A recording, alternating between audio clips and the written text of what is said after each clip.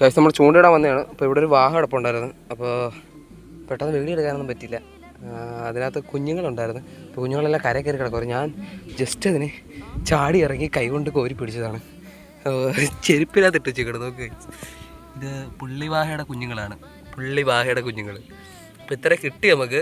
ബാക്കിയെല്ലാം ഓടിപ്പോയി ഗൈസ്. ഇത്രേ ഉള്ളൂ. മാക്സിമം 3, 6, 7, 8 എണ്ണം അടുപ്പിച്ചുണ്ട്. ഇതിൽ നമുക്കിങ്ങനെ വളർത്താൻ എടുക്കാം. നല്ല ആക്റ്റീവായിട്ടുള്ള കുഞ്ഞുങ്ങളാണ്.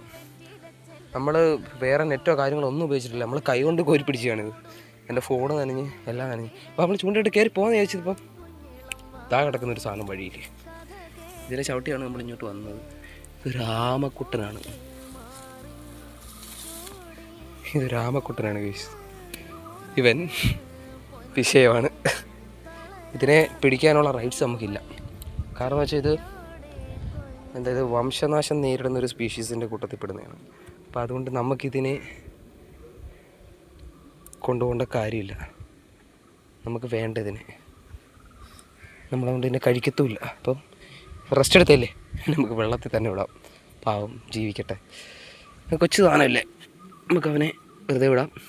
ഇത് ആറാണ്, എല്ലാവരും കണ്ടോണം. പിന്നെ ഞാൻ വെള്ളത്തിൽ ഇറങ്ങിപ്പോയി കഴിഞ്ഞിട്ട് പിടിച്ചെന്ന് ആരും പറയില്ലേ.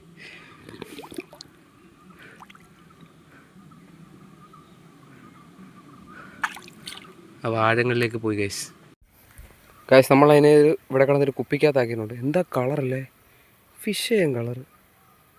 എന്തായാലും കൊള്ളാമല്ലേ, നമുക്ക് തമ്പലിടാൻ പറ്റിയൊരു സെറ്റ് സാധനം. കൊള്ളാമല്ലേ, ഏട്ടനുണ്ട്. അപ്പോൾ നമ്മളിതിനെ വളർത്താൻ പോകുന്നു. വളർത്തും ഗൈസ്, അപ്ഡേറ്റും വരും.